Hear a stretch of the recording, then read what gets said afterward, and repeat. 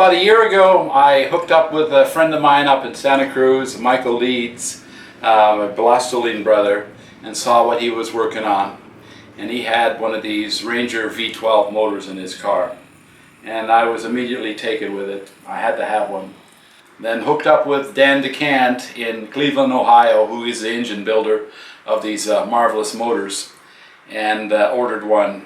And I've had the motor here with me now for about 3 months, been working on it, making it pretty, fixing a few things, getting it ready to install it in the 1936 Auburn Boattail Speedster, which is going into. So keep in mind that this is an aircraft motor and it's air-cooled.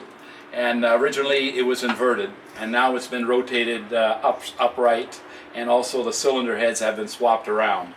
So, but nevertheless, we still need air to keep her cool. So fan motors have been installed, and then there'll be ducting and baffling that takes place.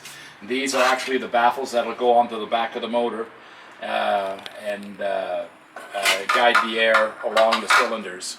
Okay, so today is August the 23rd, 2015, and what we're going to do is have the Radical Ranger Startup Part 2. Bye.